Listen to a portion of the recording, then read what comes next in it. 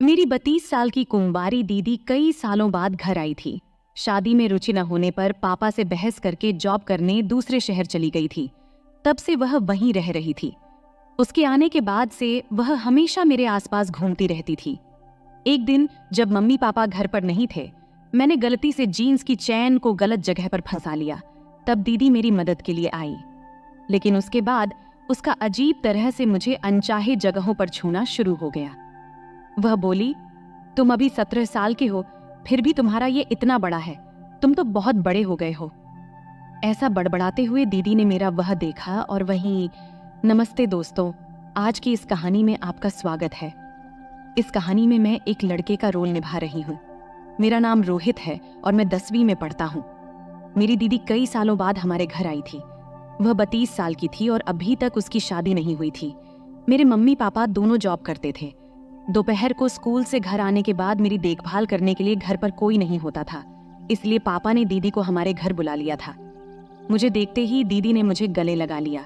उसने कहा, रोहित बहुत जल्दी बड़ा हो गया है। दीदी को घर आने के बाद से वह मेरे कमरे में ही रहती थी। मैं भी खुशी खुशी अपना कमरा उसके साथ शेयर कर रहा था। दोपहर को जब मैं स्कूल से घर आता तो मेरे हाथ से बैग लेने से लेकर खाना खिलाने तक मेरी सारी देखभाल दीदी ही करती थी। मैं अब 17 साल का हो गया था और 10वीं में पढ़ता था। दीदी को घर बुलाने का एक और अहम कारण था। करीब 1 महीने पहले मुझे थायराइड का पता चला था। इतनी कम उम्र में ही मुझे थायराइड के कारण एंटी थायराइड इंजेक्शन लेनी पड़ रही थी, जो एंटी थायराइड देने के लिए घर पर एक मेल नर्सन आया करता था। जैसे नर्सन होती हैं, वैसे ही मेल नर्सन भी होते हैं। वह लड़का हर दिन दोपहर में मुझे इंजेक्शन देने के लिए आता था। देखते देखते दीदी को घर आए कई दिन हो गए थे। मेरे स्कूल जाने से लेकर मेरे पढ़ाई तक की पूरी जिम्मेदारी दीदी ही उठा रही थी। एक रात अचानक मेरी नींद खुल गई। मेरी नींद अचानक खुलने का कारण था मेरे शरीर पर घूमता हुआ हाथ। दीदी अचानक मेरे शरीर पर हाथ फेरने लगी थी। मुझे शरीर पर किसी का हाथ फेरना बिल्कुल पसंद नहीं था। मुझे लगा ये सब दीदी से गलती से हो रहा है, लेकिन धीरे धीरे दीदी की कुछ ऐसी चीजें मेरे सामने आने लगी जो मुझे बिल्कुल पसंद नहीं थी। उस दिन मैंने पहली बार उसका वो अजीब व्यवहार देखा था, इसलिए मैंने उससे कुछ नहीं कहा। लेकिन अगले दिन भी दीदी ने फिर से वैसा ही कुछ किया। लगातार 2 दिन तक दीदी के इस अजीब व्यवहार को सहने के बाद मैंने तय किया कि अब मैं उससे इस बारे में बात करूंगा। अगले दिन जब मैं दोपहर में स्कूल से घर आया और खाना खाते समय मैंने उससे सवाल किया। तब मैंने कहा, दीदी, पिछले 2 दिन से रात को सोते समय तुम मेरे शरीर पर हाथ क्यों फेरती हो? क्या तुम्हें कोई बुरा सपना आता है? जैसे ही मैंने दीदी से ये सवाल किया, उसके चेहरे के हाव भाव बदल गए थे। उसने कहा, शायद मुझे कुछ सपने आते होंगे। सपने में गलती से मेरा हाथ तुम्हारे शरीर पर आ गया होगा। तब मैंने दीदी की बातों पर विश्वास कर लिया, परंतु इसके पीछे की सच्चाई कुछ और ही थी। उसी रात सोने के कुछ समय बाद ही मेरी नींद खुल गई। सोने से पहले मैंने प्यास लगने के कारण 2 गिलास पानी पिया था और इसी कारण मेरी आधी रात में ही नींद टूट गई थी। मैं उठा और देखा कि दीदी मेरे पास नहीं थी। मुझे लगा कि वह बाथरूम में होगी, लेकिन वह कमरे के बाथरूम में भी नहीं थी। तब मैंने उठकर दीदी को ढूंढने की सोचा। फिर मैं कमरे से बाहर निकलकर चारों ओर नजर दौड़ाया। तब दीदी मुझे मम्मी पापा के कमरे के बाहर दिखी। वह मम्मी पापा के कमरे में झांक रही थी। वह वहां क्यों झांक रही थी, ये मुझे भी समझ में नहीं आ रहा था। तब मैंने दीदी की ओर जाने की सोचा, पर तभी वह मेरे कमरे की ओर पलट गई। अगर मुझे दीदी देख लेती तो उसे लगता कि मैं उसका पीछा कर रहा हूँ, इसलिए दीदी के मुझे देखने से पहले ही मैं अपनी जगह वापस जाकर सो गया। कुछ ही देर में दीदी भी कमरे में आई। आते ही वह अपनी जगह सो गई और उसका वही अजीब व्यवहार फिर से शुरू हो गया। वह फिर से मेरे शरीर पर हाथ फेरने लगी। दीदी ऐसा अजीब व्यवहार क्यों कर रही थी, ये मुझे समझ नहीं आ रहा था। पर एक बात मुझे जरूर समझ में आई थी कि वह मम्मी पापा के कमरे में कुछ देखती है और फिर मेरे शरीर पर हाथ फेरती है। दीदी आखिर मम्मी पापा के कमरे में क्यों झांकती है, ये जानने की मेरी इच्छा बढ़ रही थी। अगले दिन दोपहर में घर पर मैं और दीदी ही थे। दीदी मेरा पढ़ाई करवा रही थी। जब वह मेरा पढ़ाई करवा रही थी तो मैंने उससे सहजता से सवाल किया, दीदी, तुम इतनी सुंदर हो, फिर भी तुम्हारी शादी क्यों नहीं हुई? इस पर उसने कहा, पहले मुझे लगता था कि शादी एक बहुत तनावपूर्ण रिश्ता होता है, क्यों बेवजह उसमें फंसना, पर अब धीरे धीरे मुझे शादी की जरूरत महसूस होने लगी है। लेकिन अब मेरी उम्र इतनी हो गई है कि मेरे उम्र का जोड़ीदार मिलना थोड़ा मुश्किल है। दीदी के जवाब पर मैंने फिर से उससे कोई और सवाल नहीं किया। तब चुपचाप मैं पढ़ाई करने लगा। कुछ ही देर बाद इंजेक्शन देने वाले ब्रदर मुझे इंजेक्शन देने के लिए घर आया। इंजेक्शन लेने के बाद मैं थोड़ी देर के लिए सो गया। जब मैं सोकर उठा तो उठते ही मुझे तेज भूख लग गई थी। मुझे मैगी खाने की डच्छा हो रही थी, इसलिए मैंने दीदी से मेरे लिए मैगी बनाने को कहा। उस समय दीदी मम्मी के कमरे में थी।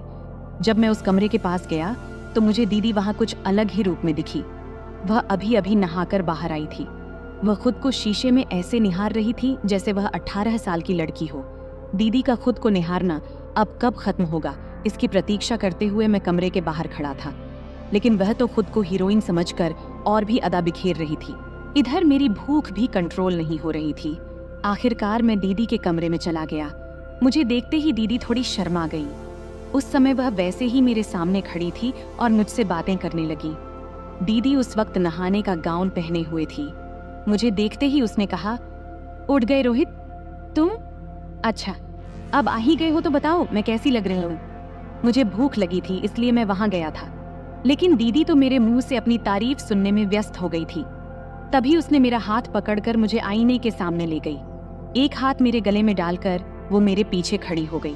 उसने कहा, रोहित तुम्हें क्या लगता है, क्या मुझे अब भी शादी करनी चाहिए? दीदी के इस सवाल पर मैं क्या जवाब दूं, समझ नहीं पा रहा था। मैंने उससे कहा, दीदी शादी करना तुम्हारा निजी फैसला है, इस पर मैं कुछ नहीं कह सकता। मैं तो यहाँ इसीलिए आया था क्योंकि मुझे बहुत जोर से भूख लगी है। क्या तुम मेरे लिए मैगी बना सकती हो? मेरी बात सुनकर दीदी हंस पड़ी। उसने कहा, मैंने तो तुम्हें बड़ा समझा था, लेकिन तुम अब भी बच्चों की तरह व्यवहार कर रहे हो। कोई बात नहीं, अब तुम्हें समझदार बनाने की जिम्मेदारी मेरी है। ठीक है, तुम यहाँ रुको, मैं तैयार होकर आती हूँ। उस समय मैं उस कमरे से बाहर आ गया। कुछ ही देर में उसने मुझे मैगी बना के दी। उसी रात मैंने तय कर लिया था कि मैं मम्मी पापा के कमरे में झांकूंगा, क्योंकि मुझे जानना था कि दीदी वहां क्यों जाती है। रात में सोने के बाद कुछ ही देर में मैंने अपनी आंखें खोली। उस समय मैं जानबूझकर बड़बड़ा रहा था, पानी कहाँ है, प्यास लगी है। लेकिन कमरे में पानी नजर नहीं आ रहा था, इसलिए अब मुझे किचन में जाकर ही पानी पीना पड़ेगा। मैं यह सब जानबूझकर बड़बड़ा रहा था ताकि दीदी को लगे कि मैं सचमुच पानी पीने जा रहा हूँ, क्योंकि मुझे अच्छी तरह पता था कि वह भी जाग रही है। फिर मैं कमरे से बाहर निकला। फिर पानी पीने किचन न जाकर मैं मम्मी पास के कमरे के बाहर गया। दरवाजा थोड़ा खुला था और जब मैंने अंदर झांका तो मम्मी पापा एक दूसरे के साथ दिखे। पापा ने मम्मी को प्यार से पास में खींच लिया था। वह दृश्य देखकर कुछ बातें मेरे समझ में आ गईं। मुझे जो समझना था वह मैं समझ चुका था। फिर मैं चुपचाप अपने कमरे में वापस आ गया। उस रात मैंने दीदी को अपने कमरे से बाहर जाते नहीं देखा था, लेकिन मुझे यह समझ में आ गया था कि दीदी के मन में कुछ अलग ही चल रहा है। अब मुझे उससे अकेले में बात करनी थी। देखते देखते 3 दिन बीत गए। मेरी गर्मी की छुट्टियां शुरू होने वाली थीं। मम्मी पापा ने कहीं बाहर जाने का प्लान बनाया था। यह प्लान उन्होंने सिर्फ अपने लिए ही बनाया था। मम्मी बाप का कहना था कि सामने मेरे 10वीं का एग्जाम है, इसलिए अब मैं छुट्टी का इस्तेमाल अपने सिलेबस की तैयारी के लिए करूं।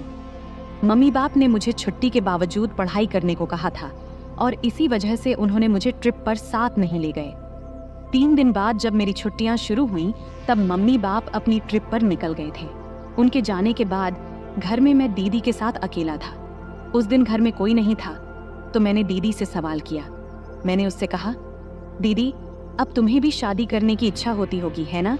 यहाँ आने के बाद से मम्मी बाप को साथ देखकर तुम्हें भी लगता होगा कि तुम्हें भी कोई ऐसा चाहिए जो तुमसे प्यार करे। जैसे ही मैंने सवाल किया, उसकी आंखों में आंसू आ गए। वह बोली, रोहित तुमने सच में मेरे दिल की बात पहचान लिया। फिर दीदी ने रोते रोते मुझे गले लगा लिया। वह कहने लगी, मैं तुम्हें छोटा समझ रही थी, लेकिन तुम बिल्कुल छोटे नहीं हो। तुम्हारी इस समझदारी की बात सुनकर मुझे तुम्हारे अंदर का एक बड़ा आदमी नजर आ रहा है। क्या तुम्हें सच में लगता है कि मेरी इस उम्र में मुझे कोई पसंद करेगा? दीदी ने फिर वही सवाल मुझसे किया था जिसका जवाब मेरे पास नहीं था। लेकिन उस दिन के बाद से दीदी का नजरिया मेरे प्रति बदल गया था। उस दिन के बाद से दीदी ने घर में मम्मी के स्टाइलिश कपड़े पहनने शुरू कर दिए थे। दीदी को स्टाइलिश कपड़ों में देखकर मैं उसे देखता ही रह जाता।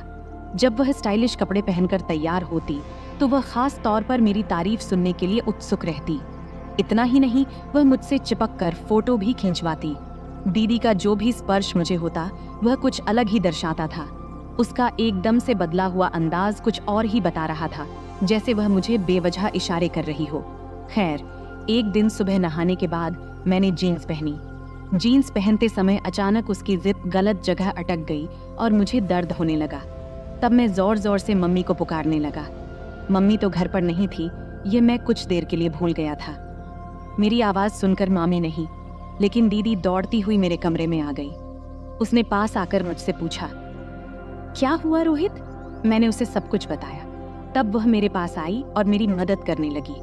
जैसे ही उसने मेरी जीन्स को हाथ लगाया, मैं शर्म से पीछे हट गया। मैंने कहा, दीदी मुझे शर्म आ रही है।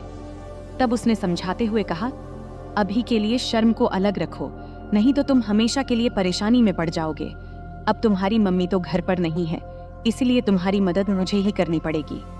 तब मैंने अपनी आंखें कसकर बंद कर ली और उसे मेरी मदद करने दी, क्योंकि उसके अलावा मेरे पास कोई और विकल्प नहीं था। कुछ ही देर में उसने मुझे मेरी परेशानी से राहत दिला दी, लेकिन उसके बाद से दीदी की नज़र मुझ पर बदल गई। जब उसने मेरी मदद की तो अनजाने में उसका स्पर्श गलत जगह हो गया था। मेरी मदद करने के बाद वह मुझे एक अलग नज़र से देखने लगी थी। उसने कहा, रोहित, मैं तो तुम्हें इतने दिनों से सामान्य समझ रही थी, लेकिन तुम तो 17 साल की उम्र में ही बहुत बड़े हो गए हो। दीदी जो कुछ भी कह रही थी मैं सब समझ रहा था। उस समय मेरे चेहरे पर खुद ब खुद मुस्कान आ गई। उस दिन के बाद दीदी ने कहा, आज से जब तक मम्मी घर नहीं आती मैं तुम्हें नहला दिया करूंगी। मैंने उसे मना कर दिया, क्योंकि मैं बहुत ही शर्मीला था। मेरे इनकार पर दीदी ने कहा, ठीक है, नहाना तुम खुद ही करो, लेकिन नहाने के बाद तैयार करने की जिम्मेदारी मेरी होगी। आज तुमने जो गड़बड़ की थी उससे बहुत बड़ा समस्या उत्पन्न हो सकता था। आज के बाद मैं तुम्हें तैयार करूंगी। उसकी बात पर मैंने सहमति जताई। उस दिन हमेशा की तरह दोपहर में ब्रदर ने मुझे इंजेक्शन देने घर आया।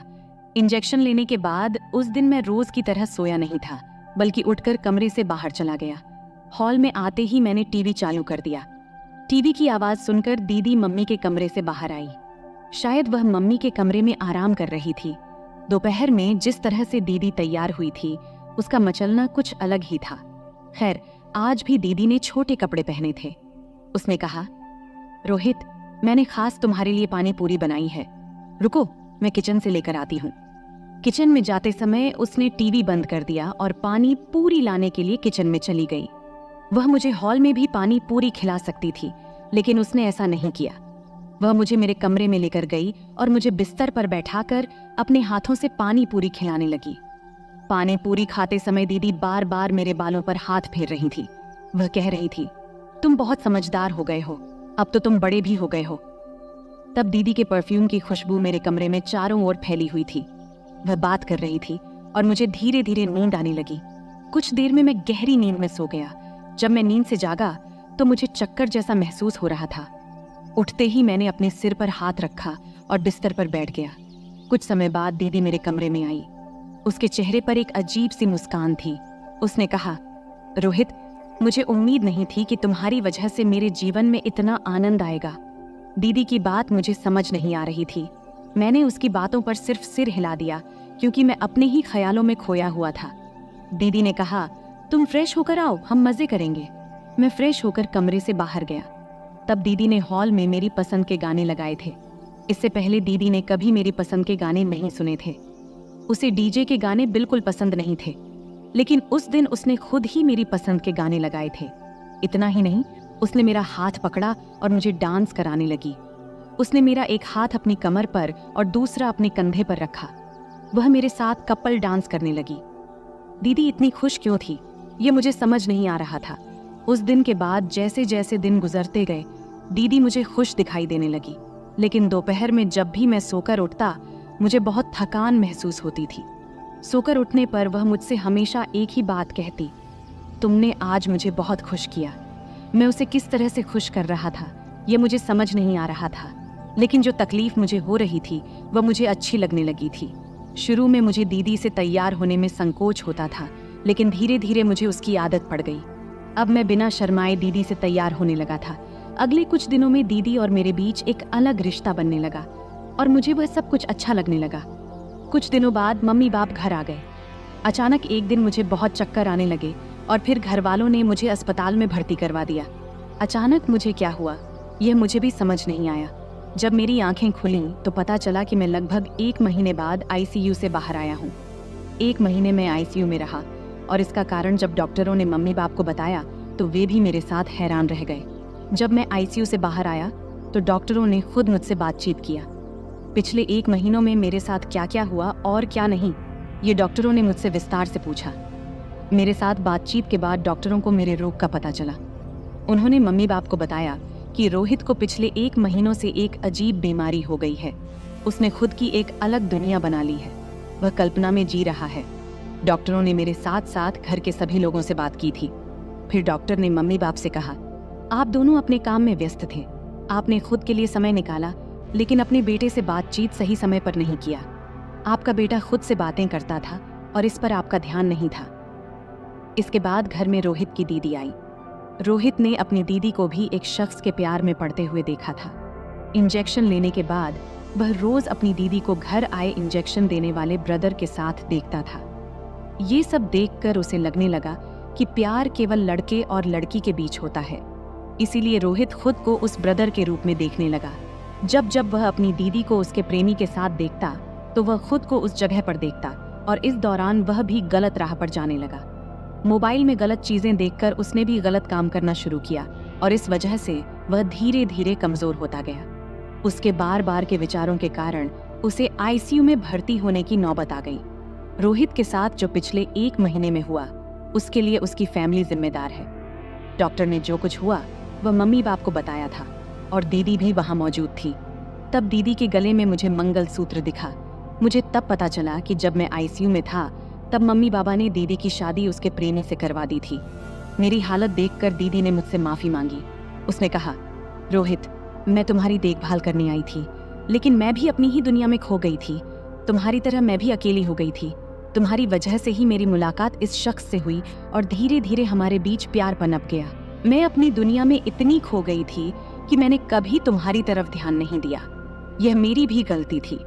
दीदी की बात का मैं कोई जवाब नहीं दे पाया क्योंकि मैं खुद बोलने में असमर्थ था। मुझे क्या बीमारी थी इसका मुझे खुद अंदाजा नहीं था।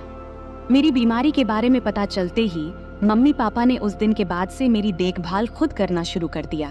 उन्होंने मुझसे बातचीत करना शुरू किया। तब मुझे यह समझ में आने लगा कि प्यार सिर्फ प्रेमी प्रेमिका के बीच का रिश्ता नहीं होता, बल्कि माता पिता और बच्चे का भी एक प्रेम पूर्ण रिश्ता होता है। तो दोस्तों, अपने बच्चों को दूसरों के भरोसे नहीं छोड़ना चाहिए। आजकल कई माता पिता अपने करियर को बनाने में व्यस्त रहते हैं। इसी करियर की दौड़ में वे अनजाने में अपने बच्चों की उपेक्षा कर देते हैं। इसका उन्हें एहसास नहीं होता। अगर माता पिता खुद अपने काम में व्यस्त होंगे तो इसके दुष्परिणाम बच्चों पर पड़ने लगते हैं। बच्चों को गंभीर मानसिक बीमारियों का खतरा हो सकता है। अगर आप अपने बच्चों को इस तरह की मानसिक बीमारियों से बचाना चाहते हैं तो बच्चों के साथ मित्र की तरह व्यवहार करें, रोज उनसे बातें करें, उन्हें कभी कभी बाहर घुमाने ले जाएं। हर माता पिता के लिए उनके बच्चे सबसे बड़ी संपत्ति होते हैं। यह माता पिता को कभी नहीं भूलना चाहिए। तो दोस्तों, यह थी हमारी आज की छोटी सी कहानी। आपको यह कहानी कैसी लगी कमेंट करके जरूर बताएं। अगर आपको यह कहानी पसंद आई हो तो इसे लाइक करें और अपने दोस्तों के साथ शेयर करें। आगे भी ऐसी ही रोमांचक कहानियों के लिए हमारे चैनल को सब्सक्राइब करें और बेल आइकन दबाना न भूलें ताकि आप हमारी कोई भी कहानी मिस न करें। धन्यवाद।